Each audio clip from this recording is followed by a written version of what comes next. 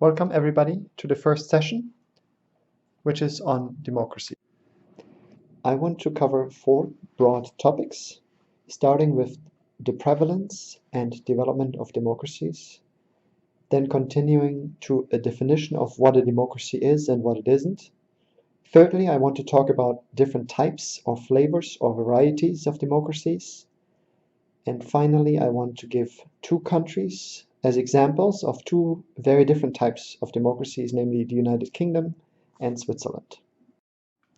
What you see here is a table that lists the number of democracies, the number of countries, and the percentage of democracies over time, covering the years 1974 in the bottom row, all the way to 2005, which is the top row. And you can see two things here. The first is that the number of democracies goes up from 39 all the way to 123. Secondly, the number of countries also goes up from 142 all the way to 192 in 2005.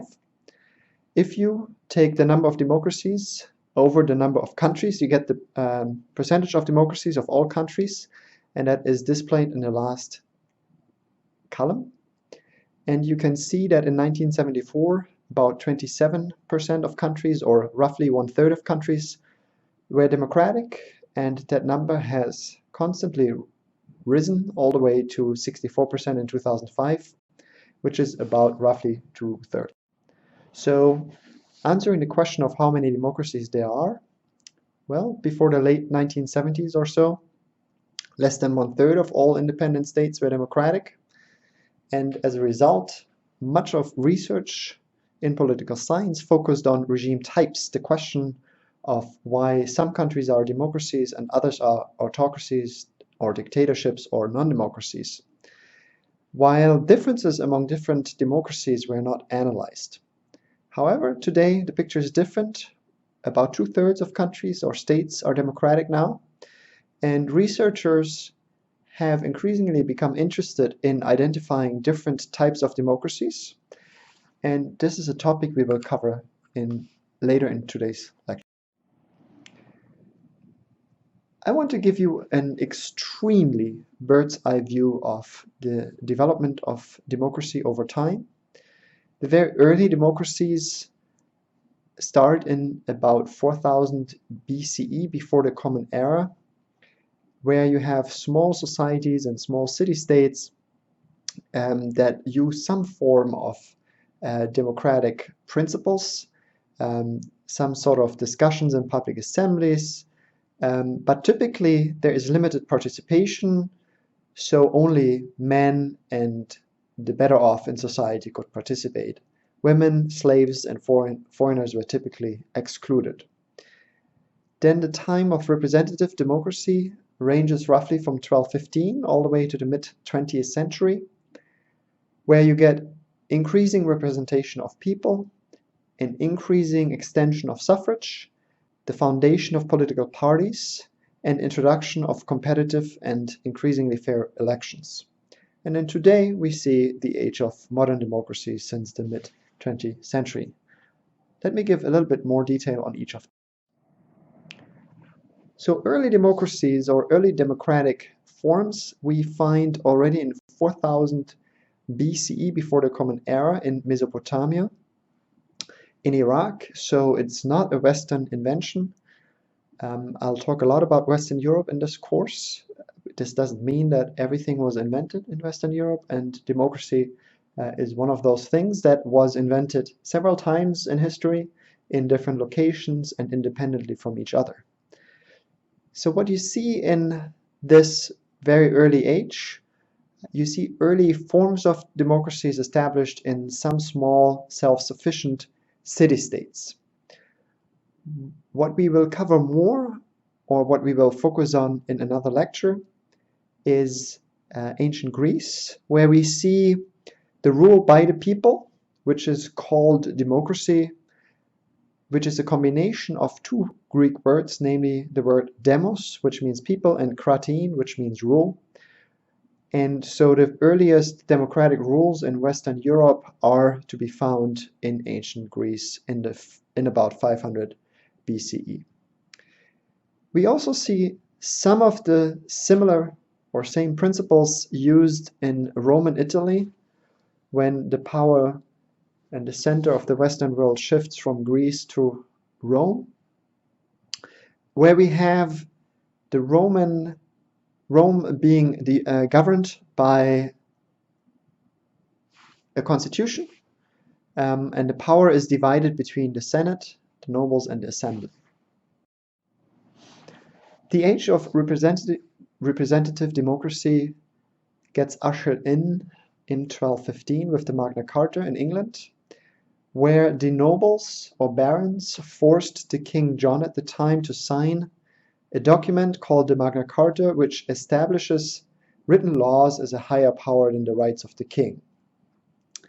And increasingly, basic freedom and property rights for free men are recognized starting around that time. Another milestone in the development of democracy also happens in England. That's the Glorious Revolution from 1688, which will be covered in another lecture, where we see something like a Bill of Rights being established that mentions civil and political rights that English citizens that live within a constitutional monarchy ought to have. And when we talk in that lecture about the Glorious Revolution, what I will argue is that what we see in 1688 is the first king by contract ever in history, and that will be an important consequences. There are more milestones when it comes to representative democracy, including in 1787 the US Constitution, which implements a clear separation of powers between the executive, the legislature, and the judiciary. But at that point, slaves and women cannot vote. The French Revolution, which starts in 1789, is an example where power gets transferred from an absolute monarchy to a republic based on citizenship and the rights of the people. This is going to be a very bloody process, and a lot of kings and citizens will be killed in the process. 1856 marks the first secret ballot in Australia, which is an idea that takes off and will be implemented increasingly in other countries. Let me delve into some initial steps of democracy in the West in a little bit more detail. So the first three achievements are in Athens, in the Roman Republic, and then in the Italian city-states during the Middle Ages.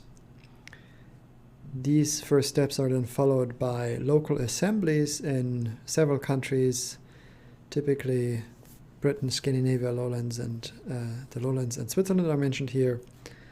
But none of these are yet full democracies in our understanding of today. So the Athenian democracy emerges around the year 500 before the Common Era, and as I mentioned before, it was invented several times, the idea of democracy, in several places.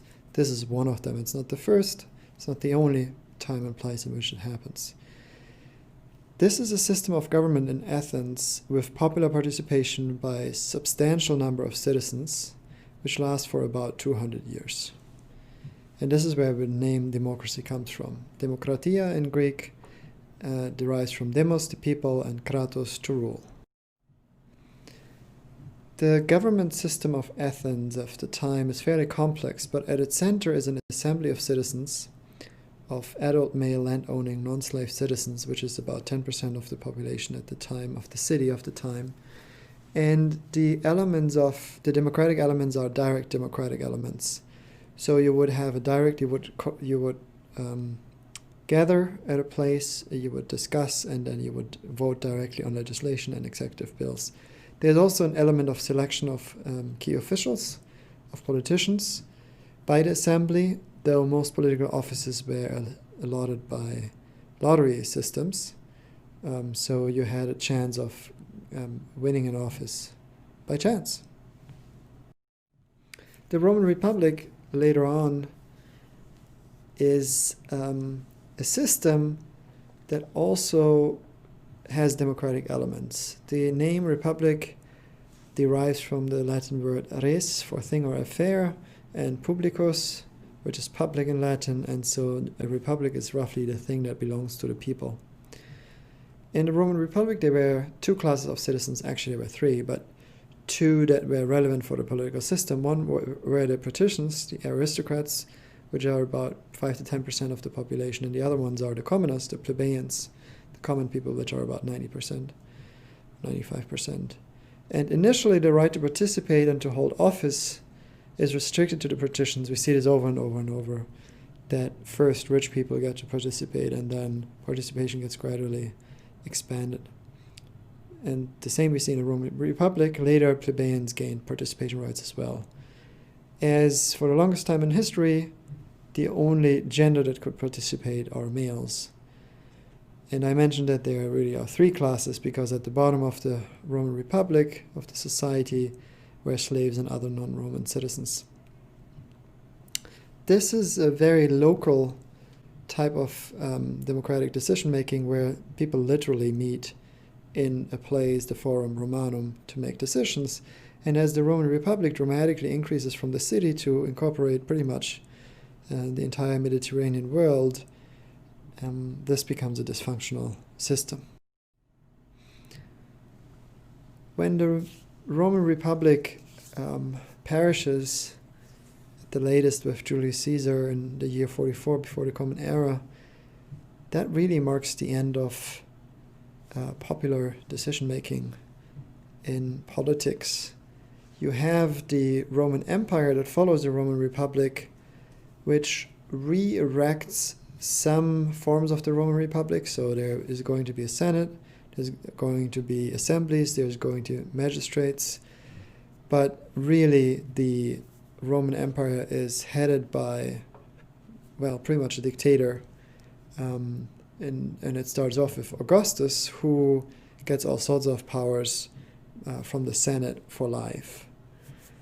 And so the idea of democracy really takes a long break. It re-emerges in about the year 1100 in the Common Era in the small city-states in northern Italy, in Florence and other cities. And these are forms of popular government where initially rich people, the upper classes, the nobles, the large landowners, get to participate in political decision-making. The middle classes, or popolo, which are newly rich people, smaller merchants, skilled craftsmen, foot soldiers, bankers, they increasingly demand inclusion and increasingly get inclusion, not least because they can threaten to revolutionize otherwise. However, this is a form of government that's very, very local. So it's again restricted to cities, and it will decline together with during times of bad economic times. There's going to be corruption, oligarchy, wars, conquest, and authoritarian rulers that undermine these arrangements. And the city-state model really is under threat and will not survive, because the unit of political decision-making will be increasingly thought of as a country or a national state, so something that's larger than a town or a city. So all of these popular local governments that we've talked about, so Athens, Rome, and Italy, they lack several hallmarks of today's representative democracies. First, they don't have something like a national parliament. Secondly, they don't have elected representatives. And thirdly, there is no local governments that are somehow tied into the system and subordinate to national parliaments. These local assemblies do emerge early on in Europe, during the Middle Ages, in fact, in several places, Britain, Scandinavia, Lowlands, and the Lowlands, and Switzerland. So in Scandinavia, the Vikings, for example, would have local assemblies called ting, where men would meet and make important decisions and decide conflict and things like this, starting in the year 600 in the Common Era. And then when the Vikings went to Iceland, they started having what one could call a suprating, or an Althing, which is a sort of national assembly in the year 930 in the Common Era. Switzerland, in some remote high areas in the Alps, had local assemblies as well. Most importantly, however, is the experience in England, where the parliament really fights for increasing competencies when it comes to taxation first, and then other things as well. And the milestones here are the Magna Carta and then the Glorious Revolution and the Bill of Rights. So the first steps toward democracy from these beginnings after the Middle Ages, or during and after the Middle Ages, are you see local assemblies popping up. You see that the idea that governments need the consent of the governed when it comes to taxes, but then later also more generally laws. This idea emergence. If you have a relatively large area of government, then consent requires some sort of representation. So you need a body that can give consent to raising taxes and making laws, or not give consent to that. And that needs to be stocked with representatives, and these need to be elected. So the idea of elections emerges as a necessary tool for the types of democracies we have today. However, even though these first steps are taken, there still are some missing steps and hurdles that will take several decades and centuries at times to overcome. So you have huge inequalities in landholding, wealth, income, rights, inequalities between genders, and so on and so forth. And it's the idea of equality and representation with the fact of huge inequalities is going to be difficult to reconcile. Even if you have parliaments, and you often do, they really don't have much factual power outside of England, and so it will take time for them to gain power.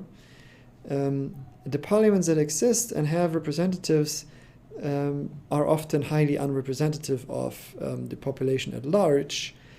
You'll see this in a second when I show you the size of the selectorate or the electorate in England, where we'll find that only a tiny proportion of the population actually gets to participate in politics through elections. And so we have small electorates or selectorates, depending on how you want to call it. And finally, the idea that democracy is the way to go is not yet widely embraced by the population, let alone by the elites. So here's a little table that shows you the percentage of the population aged 20 years and over of the male population eligible to vote. And you'll see that that's a tiny percentage in 1831. It starts out at 5%, and 100 years later we are up to 100% or close to 100%. But it really is a very gradual development, and that's one of the more successful cases. It is common to distinguish three waves of democratization. The first wave starts in 1828 and goes all the way to World War I. What we see during this wave is that increasingly in Western Europe and Northern America, the people demand incorporation into the political process, and increasingly are successful in gaining suffrage, the right to vote, though typically that is only true for men. The interwar period between 1922 and 1942, technically between 1918 and 1939, sees a first wave of reversal of democracies. A lot of democracies die.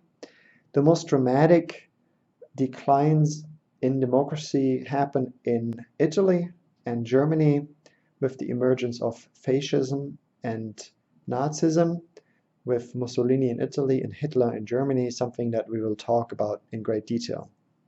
The second wave of democratization starts during World War II and extends till the early 60s. This is really fueled by the decolonization that occurs after World War II. We will see in this course that by the year 1900 or so, Western Europe really has taken ownership of, has colonized the rest of the world. There's almost no country that has not been colonized at that point, and that gets reversed after World War II. Those democracies, however, aren't particularly stable. Not all of them are stable, and we see a second wave of reversal between 1958 and about 1974-5 or so. The third wave of democratization, which arguably is still ongoing, starts in 1974. In Western Europe, what we see is that Spain, Portugal, and Greece become democratic, and then there's a real boost after the fall of the Iron Curtain in 1989, when many of the former Soviet Union dominated satellite states become democratic. Here you see a graph that displays the number of democracies over time since 1800 all the way to 2003 or so. And you see in the very beginning there is no democracies. That number keeps going up slowly but surely. And then the first wave starts after World War I, which ends in 1918, and we get this sharp increase here. Then we see the reversal in the interwar period all the way towards World War II. Then decolonization makes many countries independent, and many of them choose to become democracies. And then we have the fall of communism, with a lot of countries becoming democratic. And it goes up and up and up. And the question is it going down now? So my question for you is, can you think of countries that are experiencing or recently have experienced an erosion of democracy? Unfortunately, the list of countries that come to mind is very long. In Europe, the continent, or Eurasia at least, Russia comes to mind, Turkey comes to mind. There are developments in Hungary and Romania that are worrisome from a democratic point of view. Africa experiences democratic reversal in several countries, or arguably in several countries. Kenya doesn't look too good. Senegal, Nigeria, and Uganda all are experiencing very worrisome trends.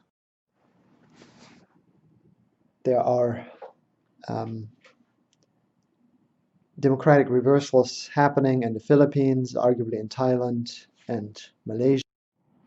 And Latin America also experiences democratic backsliding. Venezuela is an excellent case for this. But some people would all argue that Argentina is heading in the wrong direction from a democratic point of view as well. And even Mexico, some would argue, is going in the wrong direction.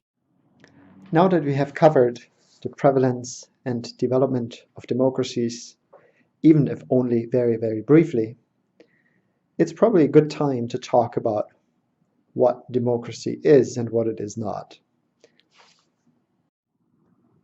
There are different ways of defining democracies and identifying democracies. There are surely different opinions on this. It's not an easy topic, but generally speaking, there is two broad approaches to defining democracy.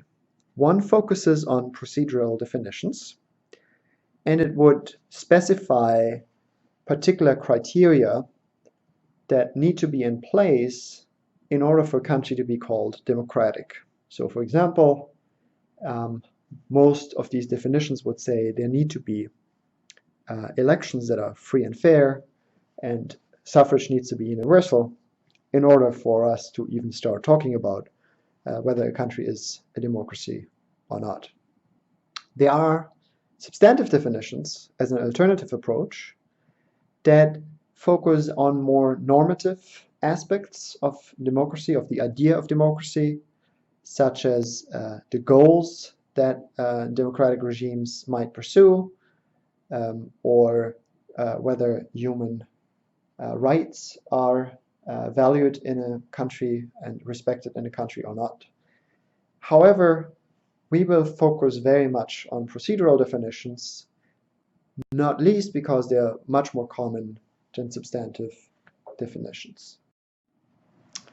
Just to give you a sense of voting rights and when they were introduced in different countries, here is a table focusing on rich countries that list in the first column the country, in the second column the year in which universal male suffrage was introduced for the first time, and then in the last column when it was introduced for women as well. If you take the very last row, you see that in the United States, universal male suffrage was introduced in 1870, while universal female suffrage was only introduced in 1920. Take another country, for example, Germany. Germany introduced universal male suffrage in 1848 and female suffrage in 1919. Nobody, however, would therefore say that Germany became a democratic country in 1848. So just the introduction of voting rights, even if they're universal, is not the end of the development.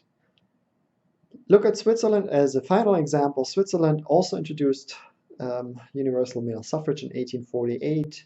In fact, that year shows up several times in this table. It's an important year in the history of Western Europe.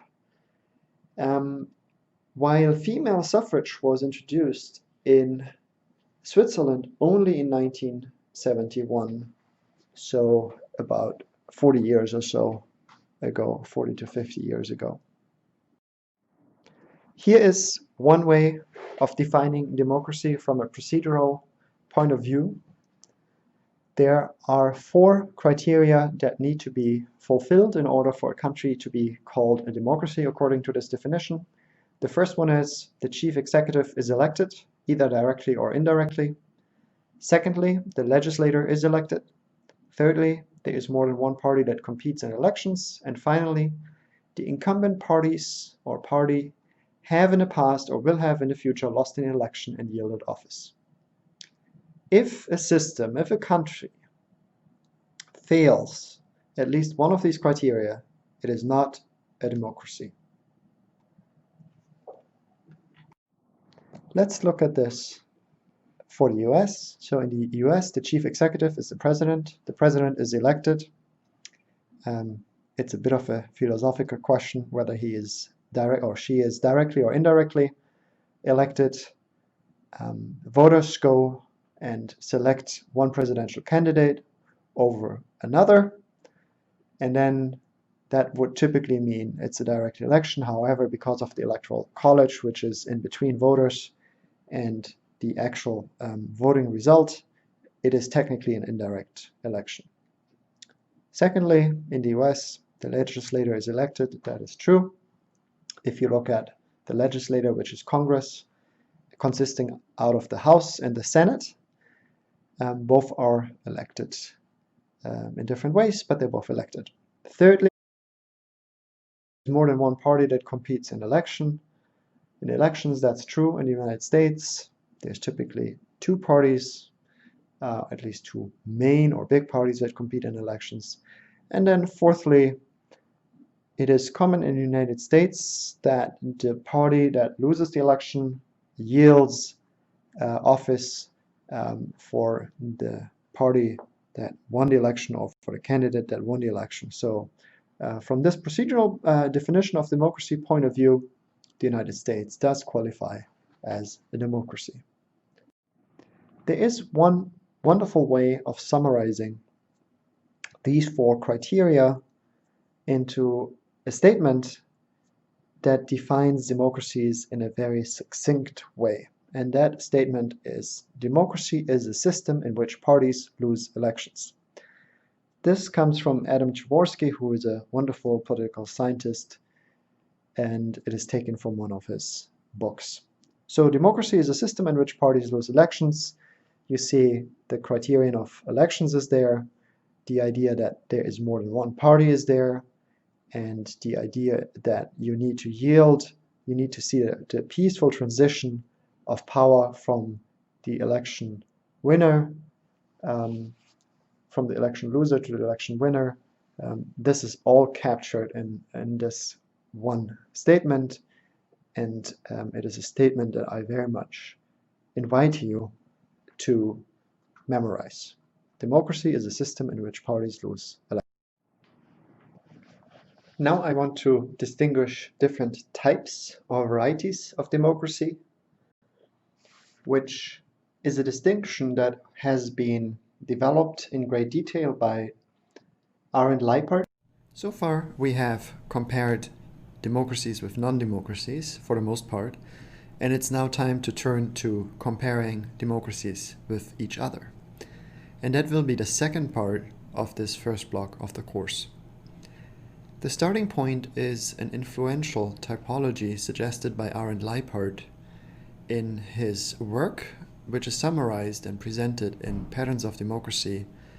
These are the books that you can see here, the first edition and the second edition, which really is exactly the same book.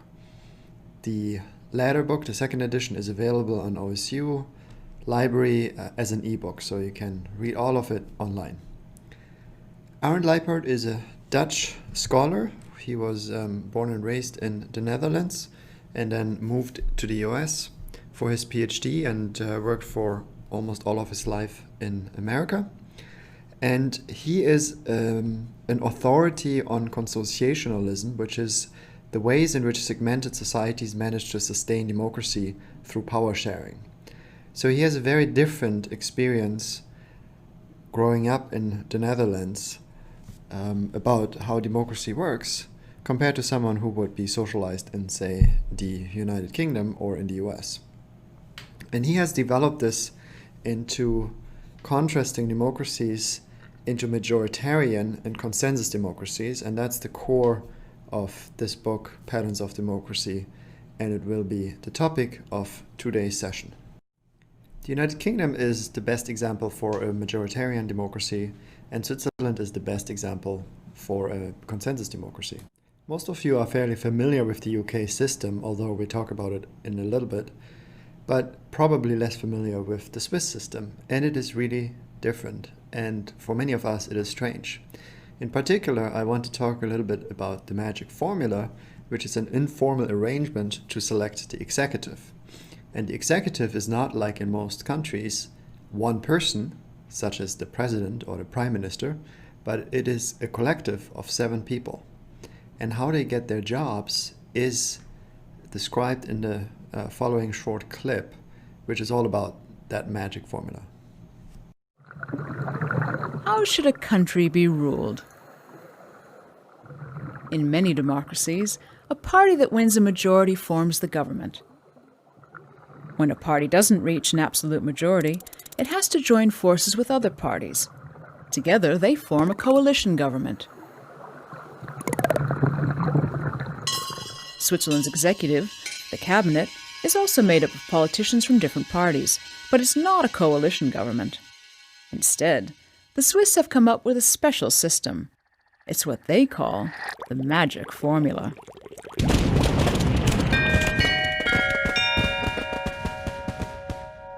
The formula was first applied in 1959. It was a way of dividing the 7 seats of the Swiss cabinet between the 4 largest parties.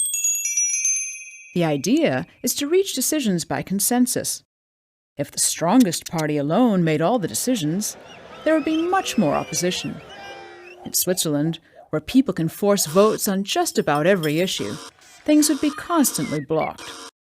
Instead, cabinet should reflect the interests of a vast number of players and their lobbies, since they have a strong voice in the political decision-making process due to Switzerland's brand of direct democracy.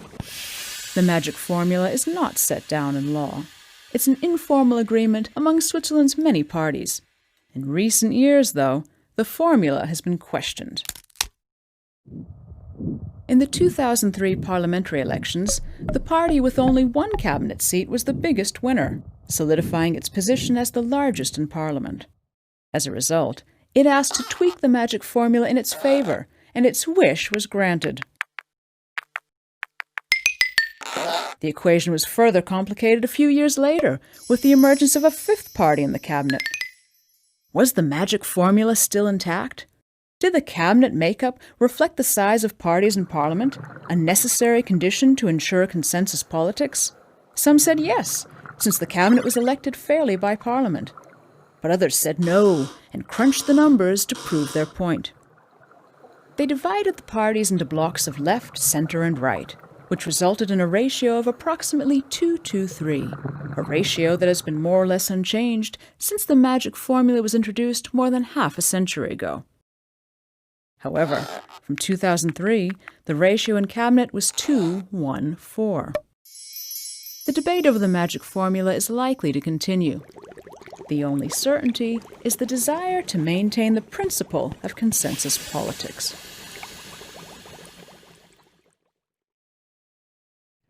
Leibert argues that there is many different ways to organize democracy, that there is no one right way to do so, and that no two countries are exactly alike in terms of their democratic structure.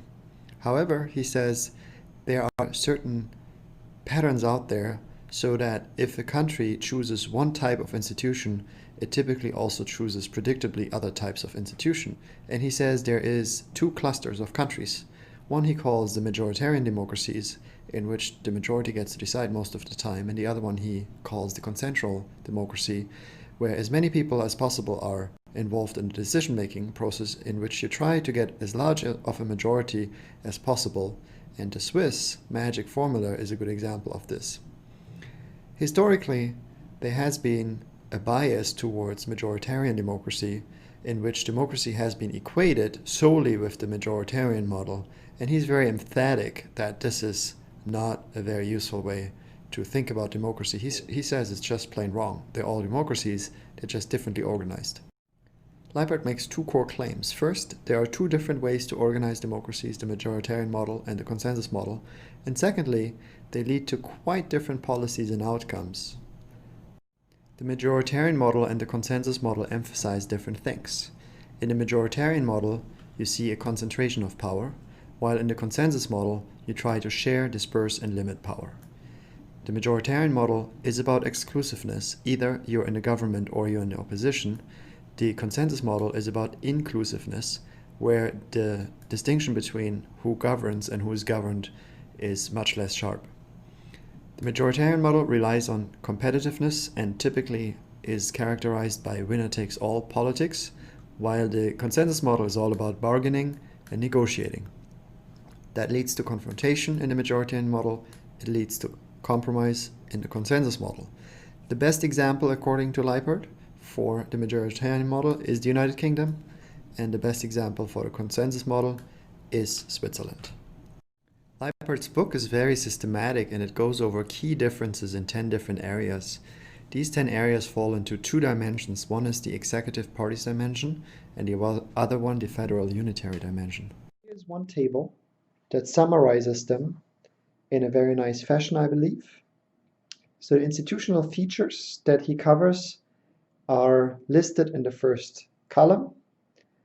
And the way the book works is that essentially every chapter covers one of these institutional features. The second column describes how this institutional feature plays out in the majoritarian model, and the last column how it plays out in the consensus model. Starting with the first row, which covers the executive, we see that in the majoritarian model we see a concentration of executive power, typically in single-party majority cabinets or minimum winning coalitions. In the consensus model, you see a very different organization of executive power, which is often shared in broad multi-party coalitions. In Switzerland, with the magic formula, would be a good example. The second row covers the executive-legislative relationships, which in the majoritarian model is such that the executive dominates the legislator, while in the consensus model, they are pretty equally balanced. The party system in majoritarian models is typically two-party systems. In the consensus model, it's typically more than two parties or multi-party systems. The electoral system, which shapes the party system in important ways. In majoritarian model, the electoral system is majoritarian and disproportionate. This is a topic we cover another time. While in the consensus model, we see a proportional representation electoral system. The interest group system is pluralist in a majoritarian model, it's corporatist in a consensus model. Turning to the next 5 institutional features, we see that the type of government is typically unitary and centralized in the majoritarian model, while in the consensus model we see federalism and decentralization. The legislator is often unicameral, there's only one chamber in the majoritarian model, while in the consensus model it's very typical that you see 2 chambers, such as in the United States, where you have a Congress made out of House and the Senate. The Constitution is often flexible and easily amended in a majoritarian model, while in a consensus model it's very rigid and it's difficult to change it or amend it. Judicial review tends to be weak in a majoritarian model, while in the consensus model it's very strong. There's a strong constitutional court typically. And then the final institutional feature that Leipert covers is the independence or dependence of central banks, which in a majoritarian model central banks tend to be dependent on the executive, while in the consensus model they tend to be independent from it. The majoritarian principle of democracy is about the idea that the will of the majority should be sovereign. Therefore, democracy is improved if it ensures that the many prevail over the few in terms of making decisions and act on policy issues, thus boosting what is often referred to as governing capacity. The consensual democracy is in many ways the opposite of the majoritarian one, and it emphasizes that political institutions should encourage and, in the extreme, even mandate the inclusion of as many political perspectives as possible. So you're trying to get minorities into the government, you're making the parliament as large as possible or as representative as possible of the population. You have several chambers to slow down decision-making processes and to have more checks and balances. You form oversized multi-party cabinets. You have a strong separation of national and sub-national political units as in federalism, and you have strong judicial review. Let's now turn to the last part of this session, which is to provide examples of majoritarian and consensual democracies. In particular, we will look at the United Kingdom and Switzerland. What you see here is a map of sorts or a sketch of the political system for the United Kingdom. At the bottom, you see the general population or citizens, which elects at the latest every 5 years the parliament or one chamber of the parliament, which is the House of Commons. There are really 2 chambers, the House of Commons and the House of Lords, that together have legislative control of government policy. However, the House of Lords really is not a very important chamber in this political system. So for all practical purposes, it really is the House of Commons that totally dominates the legislator in this political system. Now, the House of Commons, after the election, gets together, and the first thing they do is they select the executive. So the executive in the system of the United Kingdom, in the political system of the UK, is the Prime Minister.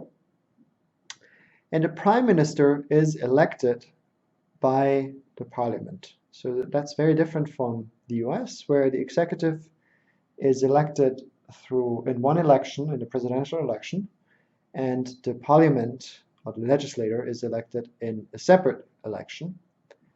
There's only one election in this UK political system. The Prime Minister, in turn, then names a cabinet with ministers and other members of the executive, but is, for all practical purposes, the most important figure in this political system.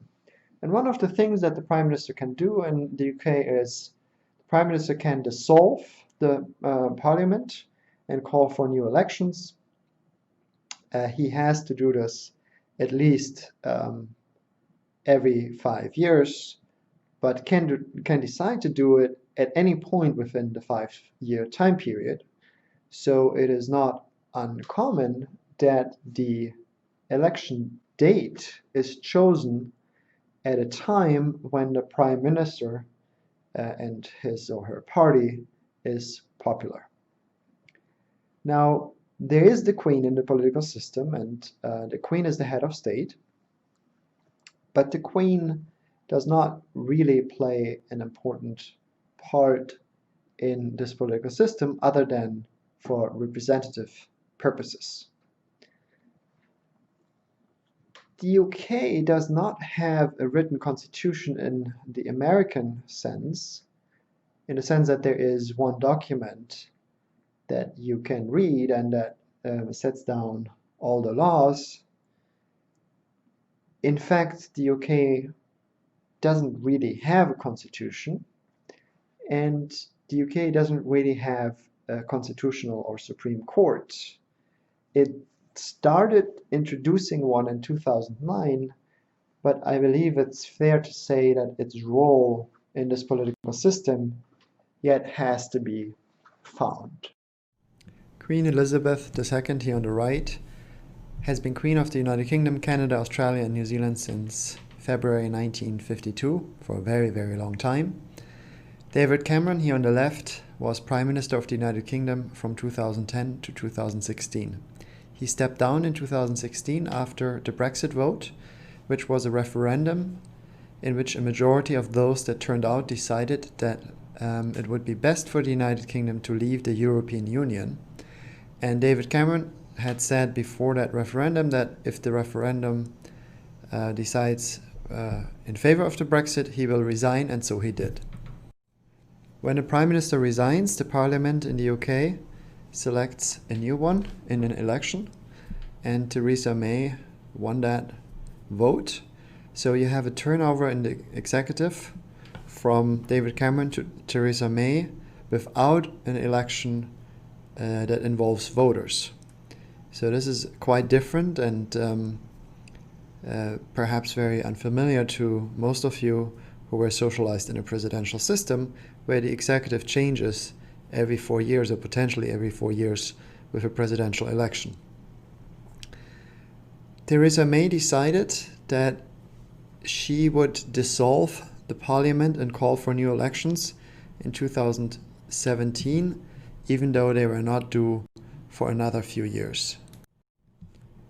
Despite having a comfortable majority in parliament, Theresa May decided to call for a new election ahead of schedule because she wanted to have an even larger majority in order to have a better bargaining position ahead of the Brexit negotiations. And if you look at the opinion polls over time, which are displayed in this figure, this may have made some sense, but in hindsight it didn't work out that well. So here you see the Conservatives polling since 2015, and then we have 2016 in July. And the Conservative Party's polling numbers have gone up over time. And then in April 2017, Theresa May decides to call what's called a snap election ahead of schedule. And it looked like she would win a very, very significant majority, with the Conservative Party being very popular and the main rival, the Labour Party, actually going down quite a bit in the predicted vote share. But then you see what happens. She calls the election, and the Labour Party becomes more and more popular, and the Conservative Party becomes less popular. And in that election, the Conservative Party actually loses 13 seats compared to what it had, and it lost its majority. Theresa May's party, therefore, lost its majority. Of the 650 seats, you need 326 to have at least 50% of the votes in Parliament, which would be the majority. And the Conservatives lost 13 seats, so they were at 318, short of the 326. Labour, the main opposition party, won 32 seats, and the other parties you can see here. So the United Kingdom found itself with what they call a hung parliament, which is a parliament where there is no single party that has a majority, which is normally the case, given how the system works. And what then happened is that the Conservative Party entered in what's called a confidence and supply deal with the DUP, the Democratic Unionist Party, which is an Irish party, and became a minority government. So the Conservative Party, with Theresa May as Prime Minister, is a minority government, a single-party minority government, a government that does not have a majority in Parliament. However, that confidence and supply deal means that a party, in this case the DUP, promises to support the government in motions of confidence. So if there is a vote of no confidence against the Prime Minister, then the DUP will support the Prime Minister. And it also promises, the party promises, to vote for the budget of the party. Though for other votes it is happy, or it reserves the right to vote in whatever way they see fit. Theresa May tried to convince Parliament to ratify the Brexit deal that she had negotiated with the European Union, but she was not successful in convincing them. And so after several unsuccessful attempts, she offered to step aside and did so eventually and resigned. And the person following her as Prime Minister is Boris Johnson, who is in that position since July 2019. Queen Elizabeth is still the Queen, Queen Elizabeth II. If you're curious about how this photo came about, you may be interested in the short clip that's following now.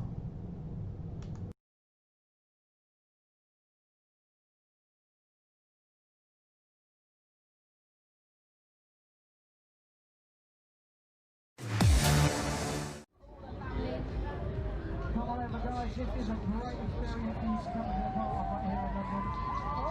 Something's happening. Something's happening. Let's watch. I focus. It's a bird. It's a plane. Is it? Let's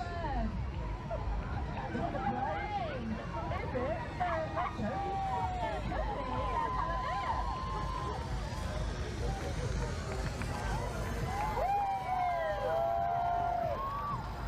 Yes. It's going well, it's very, very well organised. What they do, get me a ladder.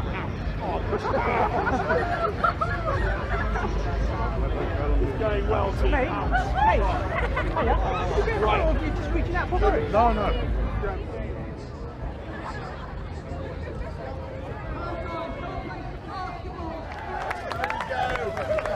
Ici nous allons. Welcome to the Ballet Table we've never done. It was wonderful, and I thoroughly recommend it. I wouldn't want to have been up there all afternoon, but I think loads of people are going to enjoy it. I seem to turn around. I think that possibly what had happened was that they left a brake on or something. But anyway, it was wonderful, and I thoroughly recommend it. I hope you're going to do it later on. Switzerland works quite differently, and you can see that the general population or citizens have several ways in which they participate in this political system. First, they elect every 4 years their parliament, and the parliament has two chambers. On the right side you see the National Council, which has 200 members, and on the left side you see the Council of States, which has 46 members, which is each from every canton. So Switzerland is a federal country that is divided into 23 different cantons, which is the equivalent of states in the US. And just like in the United States, 2 politicians represent each canton. So there is 46 members in total in the Council of States. Together they make the United Federal Assembly. One interesting aspect about this political system is that these 2 chambers have identical powers, unlike in the United Kingdom, where Senate and House have different competencies. Now, the parliament elects, using, as you know, the magic formula, the Federal Council, which is the executive in this political system, and it consists of 7 members. So, as you've seen in the clip, the way in which they divide these 7 members among parties has been determined by the magic formula and has been fairly constant, or has been completely constant, for many, many decades. Since the late 50s all the way to the early 2000s, the magic formula was always the same after every election. So, somewhat counterintuitively, no matter what the election was and brought, the executive would never change in terms of its party composition. It is a collective executive. However, one of those 7 members is president for 1 year, and as such becomes the head of state. So if there's some sort of official visit, let's say the American president visits Switzerland, then this is the person that gets to shake hands first. There is a federal Supreme Court which is elected by the United Federal Assembly for 6 years. Judges are elected for 6 years. And there's also a chancellor in this political system, but that person is not particularly important. Now, there is one very significant aspect of the Swiss political system, in the sense that it is the country that uses this particular tool more often than any other Western democracy, and that is the referendum. So in Switzerland, everything important gets decided by a referendum. And in the referendum, whatever gets the majority will be implemented into policy. So for example, one question that has been important in Switzerland is the question of whether Switzerland should be part of the European Union. There are many reasons why one would expect it to be part of the European Union, not least because it is surrounded by countries that are members of the European Union.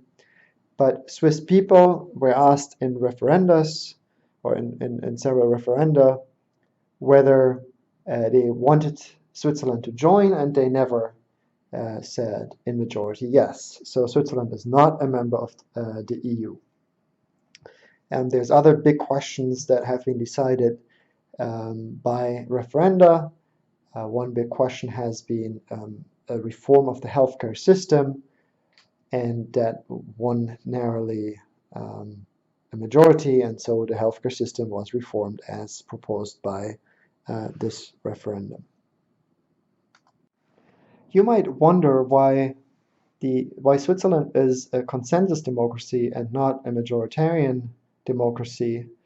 And one of the reasons that Leipert and others offer for why Switzerland is a consensus model, or is better off actually with the consensus model, is that it is a very diverse country. And it is diverse in many, many dimensions, one important one of which is language. So if you look at a map of Switzerland, this map is colored, and what it shows is the different languages that are spoken in Switzerland. So Switzerland borders on France, and there are there is a large French-speaking minority in Switzerland. Switzerland borders on Germany and Austria, and there is a large German-speaking majority in the country. It also borders on Italy, and so there is parts of Switzerland in which Italian is the main language, and then there's a fourth language, which is Romansh, which is spoken in some parts of Switzerland as well. Language is a very important division line in Switzerland and in many other countries as well, as we will see. It's not the only one. Religion is another one. So the main religions in Switzerland are Catholics and Protestants, and then different versions of Protestants.